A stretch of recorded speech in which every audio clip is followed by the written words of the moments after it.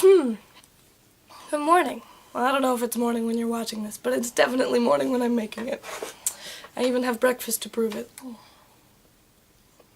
I mean, I guess this is how it goes when this is the first thing you say in the morning. Like, the first time you speak is always a little like, It's the Booktubeathon. It's technically already day 2. Here's my TBR, I guess. I'm gonna be participating to the extent that I can, but I just came off of Tech Weekend and Tech Weekend performance for the show that I was doing, and that was a lot. And as much as I want to get back to reading and other hobbies of mine, I don't know how much I'm going to be doing this, but I am going to be doing it as much as I can. I'm just not necessarily, I'm not going to be participating in the video challenges. I am going to be reading. Definitely. I don't know if I'll be vlogging the process as much. Like last year, I think I made a video almost every day, which is a lot. And this year, I don't know if I'll have time because I have work a lot more often over the course of the week. So, let's talk about books. The first book that was on my TBR, which technically fulfills the... Yeah, it fulfills challenge number 7 because it doesn't fulfill any of the others, is Nora Roberts' Honest Illusions. This one I was already in the middle of when we started Booktubeathon, and so I just kept going with it. And I finished it yesterday. So, now we're on to the rest of them, I guess. 5 minutes of battery left. I suppose I should plug you in. Now that we've fixed that problem, let's get on to the rest of the TBR. Oh, I should have organized these in order of, like, challenge number. Give me a minute. Why be prepared for something when you can turn the camera on and then figure everything out? The other... Oh, it's over there. Okay, cool. Now that I have everything in order, the first book that I finished during the Booktubeathon was Honest Illusions. That book, it's a Nora Roberts book, so it's a romance. It's about a magician, and it's essentially about a magician family that is also a family of, like, high-end thieves, like high-end jewel thieves, and it's great, basically, is the premise. So, my TBR that corresponds to some challenges: pick a book with a person on the cover. The Paris Wife by Paula McLean has a person on the cover. You just can't see her face. This book is a historical fiction novel based on the wife of Ernest Hemingway. I've read about half of it already. I recently rearranged my TBR shelves and looked through them and tried to figure out a better system because I wasn't hyped about any of them anymore and I wanted to be. I'll talk more about that later in another video. I decided that I should try to get through the books that I've put down, basically, and this is one of them. So I was about halfway through it, and so I've got the other half to go, but I think that's the, like, sad half, the depressing half, the half that doesn't have a happy ending, which is why I put it down, because I got to the emotional point where I was like, I don't know if I want to do this. So we'll see how that goes. It's also going to make this readathon, using it for the readathon, a little difficult. Just a little. Okay, oh, and I have 4 minutes left to record. I really didn't plan this very well. Okay, but challenge number 2 is The Shack by William Paul Young.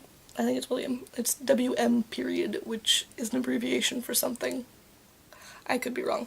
This fulfills the read a hyped book for me because it's been hyped to me by my best friend, who also just currently started her own YouTube channel. If you want to go check her out, I'll put her link to her in the description because she's amazing. Anyway, beside the point, she has recommended this to me a really, really long time ago. I'm pretty sure she's the one who bought me the book, and I haven't gotten to it yet. So, I put it on the list because I don't have a lot of really, really hyped books on my TBR anymore. Most of my hyped books I've already read. So, hyped. The next challenge is read a book in a day. For this, I have chosen The Mystery of the Aztec Warrior, Hardy Boys number 43 by Franklin W. Dixon.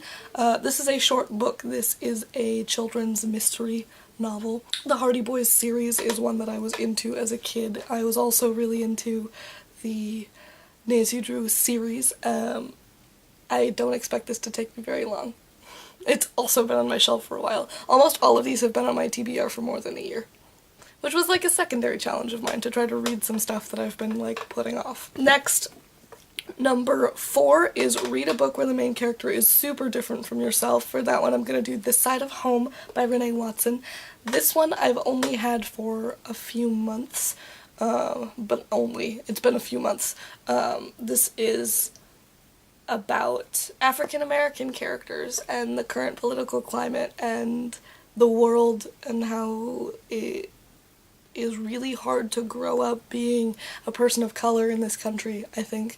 It's a young adult book focusing on young adult or YA person of color identity creation, and I'm really excited about it. I know you can't tell I'm really excited about it, but I have 1 minute left and I want to get through things before I have to like figure out how to do this because I've only got the one memory card. The last one on the list is read a book completely outdoors. I picked another short one for this. This one is called Undead and Unappreciated by Mary Janice Davidson. It is book 3 in this really, really long series that my best friend found at a like thrift store last year. She found almost the whole series and just gave like 10 books in this series to me.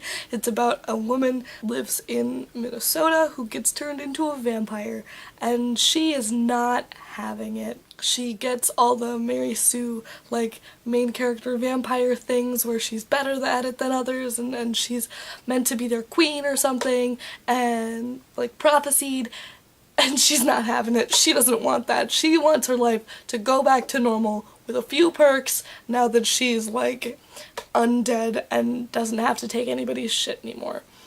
And we're back. So, that was Undead and Unappreciated by Mary Janice Davidson. I think it's going to be cute. I enjoyed this series, so I'm gonna keep going with it, obviously. I've on book 3. Yeah, this will hopefully fulfill read a book completely outdoors. I don't know if that's gonna happen. The last challenge is to read a book you picked purely because of the cover. I don't do this. That was hard for me because I don't pick out books just because of their covers. It takes a lot for me to spend money on a book because I don't have a lot of money lying around. And so I have a hard time. I don't do this. So I don't have books that I've bought purely because of their cover. Very much. And so, taking a leaf out of Katie Tastic's book. I'll also link her in the description. She's fabulous. Katie Tastic loves talking about books and loves talking about writing, and I love her channel. It's amazing.